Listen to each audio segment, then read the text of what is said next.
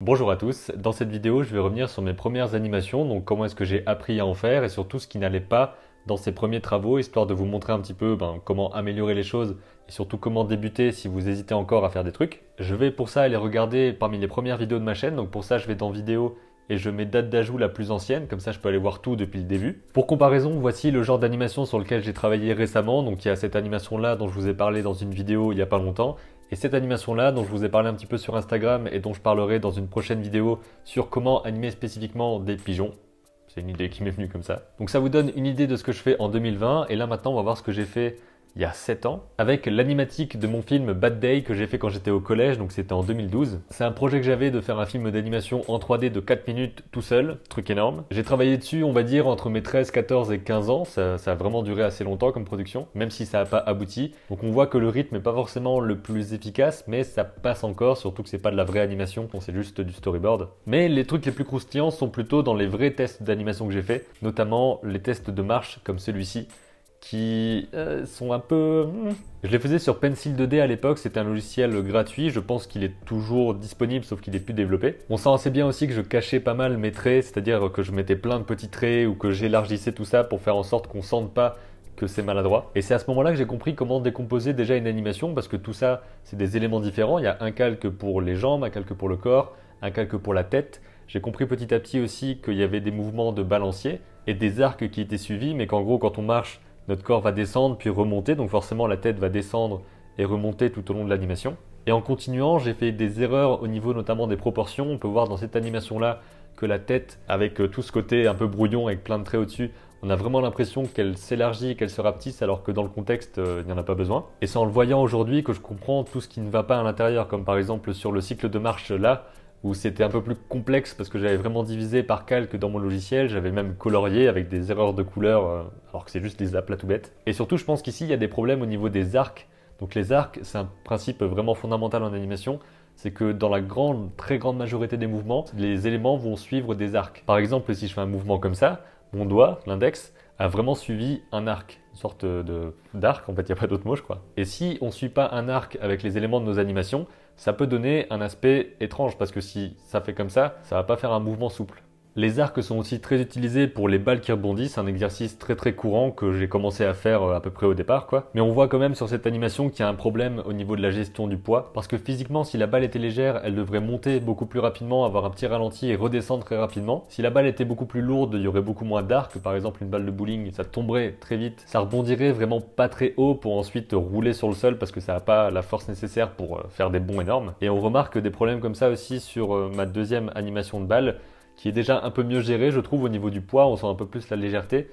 Mais il y a un truc qui cloche, j'ai l'impression, dans la vitesse à laquelle elle chute. Donc tous ces problèmes de timing, forcément ça arrive quand on commence à faire de l'animation. Et ensuite j'ai commencé à faire de l'animation en 3D. Très rapidement, je pense que c'est mes seules animations 3D qu'on peut voir. Et là clairement aussi il y a des problèmes parce que j'ai voulu la déformer un peu comme une balle cartoon, très molle. Mais il n'y a pas le moment où elle s'écrase sur le sol, où elle est vraiment aplatie. Il y a juste le moment où elle est de biais vers la gauche, puis de biais vers la droite. Mais ça fait qu'on sent pas assez le rebondi. Et donc ça fait une animation très mécanique et pas très vivante. Pareil sur la balle avec obstacle où vraiment, c'est pas bien. On a presque l'impression qu'elle flotte un petit peu au-dessus du sol et même quand elle tape l'obstacle, normalement l'arc devrait être un peu plus large à mon avis. Elle devrait retomber un petit peu plus loin que ce qu'elle fait ici. Donc il y a plein de petites choses comme ça qui participent normalement à la physique de la balle que j'ai pas en tête à ce moment-là. Ensuite, il y a quelques films d'animation que j'ai essayé de faire et qui n'ont pas abouti, comme par exemple Greg et Bobby, c'était deux petits personnages avec les têtes carrées. Donc j'étais plutôt content à ce moment-là du principe de ce gag-là, même s'il y a encore des problèmes, notamment au niveau des proportions. C'est un truc qui revient très souvent dans les animations maladroites, c'est que les personnages n'ont jamais la même taille et ils rapetissent ou s'agrandissent au fil de l'animation. Alors que la préservation du volume de ces personnages, de ces éléments, c'est un des trucs les plus importants pour la crédibilité de l'animation, parce que sinon... vous allez le voir dans la suite. Donc à ce moment-là, je commence déjà à quitter le monde des balles pour passer à des animations de personnages et raconter des histoires parce que c'est ce qui m'intéresse le plus finalement. Et j'avais un autre film en cours qui s'appelait Listen Up qui n'a pas abouti non plus. Ça commence à faire beaucoup de films qui n'aboutissent pas. Là, ce sont des storyboards que j'ai fait sur papier, donc sur vraiment des petites cases qui faisaient peut-être 10 x 5 cm, quelque chose comme ça. Et on peut voir sur certaines images que j'ai découpé des personnages, peut-être au montage. Ici, on peut voir que le personnage a un petit contour autour de lui, comme si je l'avais découpé d'ailleurs pour le placer là. Et je pense que c'est littéralement ce que j'ai fait pour avoir le décor qui soit fixe et les personnages seulement qui bougent dans le montage. Et c'est avec ce court-métrage-là, Listen Up, que j'ai commencé à montrer ma tronche sur YouTube avec une caméra vraiment, enfin c'était la webcam de mon ordinateur. Je crois que j'avais un petit micro à 5 balles, mais c'était vraiment pas grand-chose. Qui s'appelle Listen Up.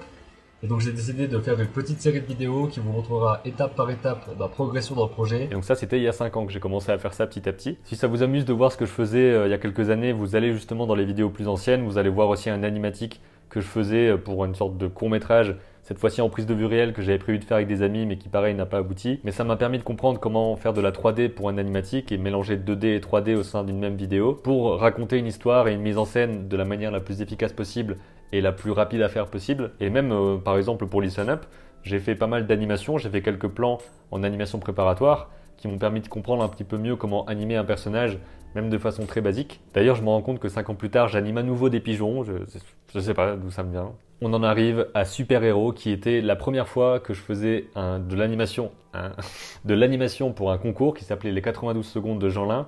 En gros, il fallait faire un film d'animation de 92 secondes maximum sur le thème des super-héros. Donc j'ai commencé à faire un animatique et comme d'habitude c'est la phase qui m'a le plus amusé de faire l'animatique. J'ai posé les bases de mon rythme, de mon timing. Je pense qu'à ce moment-là il n'y avait pas encore de bruitage. Et j'ai défini ma mise en scène comme ça pour ensuite la faire dans Flash. C'est un peu triste mais je pense que la partie que je préfère c'est juste les quelques premières secondes avec l'explosion et sa transformation, même juste le début de sa transformation. Je pense que c'est le moment où j'ai plus mis de soin dans l'animation et ensuite j'ai été pris par le temps et on peut voir qu'au fil du film ça se dégrade de plus en plus. Il n'a pas la même forme tout le temps, des fois il est très massif, des fois il est un peu trop plat, ce genre de choses.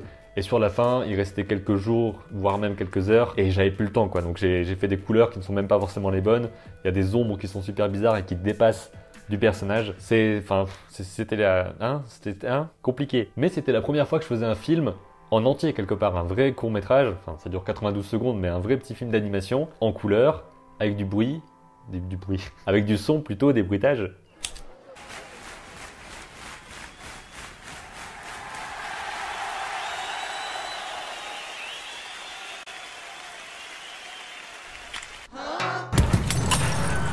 Et l'année d'après, j'ai remis le couvert. Je crois que c'est la première fois de ma vie que je dis ça en dehors du vaisselle game. Donc en 2015, les 93 secondes de Jeanlin, et c'est là que j'ai commencé à faire des vidéos régulièrement, chaque semaine sur ma chaîne pour vous montrer comment est-ce que je faisais ce film d'animation sur le thème du voyage dans le temps. Peut-être que ceux qui sont là depuis le début de la chaîne se rappellent un petit peu de ce moment-là. Et que j'ai eu le problème de je passe beaucoup trop de temps à développer mon storyboard. Il était très bien je trouve. En tout cas par rapport à ceux que j'avais fait dans le passé parce qu'il y avait vraiment des valeurs de gris pour dire l'arrière-plan, l'avant-plan, ce genre de choses. Donc un truc un peu plus poussé. J'avais fait des peintures numériques de concept art pour chaque plan avec un animatique comme ça, avec vraiment des plans que je trouvais plutôt chouettes. Et ensuite, l'animation, c'est là que ça a foiré. Parce que j'ai passé seulement un mois sur l'animation et la finalisation du film et beaucoup trop de mois sur le reste en fait, la préparation. Ce qui a donné des animations. Et quand on est débutant et qu'on doit faire un truc à la va-vite, c'est encore pire. Donc il y a plein de moments où le corps est complètement déformé. Même des moments où il marche super bizarrement, où on dirait qu'il est en arrière comme ça et puis il avance. C'est super bizarre. Il y a 2-3 plans que j'aime bien, comme par exemple quand il pose la capsule et qu'il la pousse. Je trouve que c'est un mouvement très simple mais qui marche parce que son volume est à peu près respecté. Pareil quand il enlève ses lunettes et son écharpe et qu'il sourit, je pense que c'est un plan qui marche plutôt bien. Mais pour vraiment la grande majorité du reste, les proportions, le volume n'est jamais fixe. Et surtout, il y a un côté extrêmement plat, donc finalement il n'y en a pas vraiment du volume. C'est juste une sorte de feuille comme ça qui avance. Et c'est... J'ai aussi fait quelques autres exercices d'animation dans les années qui ont suivi avec plus ou moins de succès. Par exemple, j'aimais plutôt bien mes petites animations de balles qui rebondissent, etc. Je trouvais qu'il y avait quand même de l'amélioration par rapport aux précédentes. J'ai l'impression que j'avais un meilleur sens du timing, mais par exemple, dès que j'ai commencé à vouloir faire des animaux qui marchent, je le faisais pas de la bonne façon parce que j'animais vraiment une patte à la fois, le corps ensuite, la tête ensuite, alors que normalement, il faut vraiment placer les poses clés de tout le corps pour comprendre vraiment le volume global avant de faire les animations intermédiaires, etc. Donc au niveau technique, il y avait pas mal de choses qui étaient encore pas assez bonnes, mais petit à petit, j'ai commencé à faire de mieux en mieux. J'ai aussi passé beaucoup de temps à faire des illustrations pour mieux comprendre la lumière notamment, mais surtout les volumes et comment dessiner, avec du dessin d'observation, etc. Et je suis plutôt content des animations que je fais aujourd'hui, donc 7 ans après les premières que je vous ai montrées. Presque 8 ans en fait depuis l'animatique du court-métrage du collège. Et à mon avis, c'est des bons exercices que vous pouvez suivre, comme par exemple le fait de faire la balle qui rebondit, des cycles de marche, mais aussi de lancer vos petits projets de films, même quand vous êtes débutant. C'est comme ça que j'ai appris beaucoup de choses, même sur des films qui n'ont pas été terminés. Le fait d'avoir une histoire à raconter sur laquelle on va mettre un storyboard, un animatique, qu'on va ensuite faire des décors, des premières animations, etc. Ça permet à la fois de s'améliorer, de comprendre le principe de la production, mais aussi de savoir quel domaine nous intéresse le plus. Je vous encourage vraiment à vous lancer dans l'animation si vous avez encore peur de le faire, parce qu'il faut commencer quelque part pour ensuite s'améliorer forcément. Commencez petit, mais n'hésitez pas à faire de petits films, vous allez apprendre beaucoup de choses. J'espère que ça vous a parlé, que ça vous a aidé à comprendre comment vous pouvez faire aussi, et puis comprendre aussi que ça prend du temps, mais qu'on y arrive à un moment donné à faire des choses un peu mieux. Je vous invite à partager cette vidéo autour de vous si vous pensez qu'elle peut intéresser d'autres personnes. Je vous dis à très bientôt pour une prochaine, et d'ici là, comme d'habitude, créez vos images et racontez vos histoires.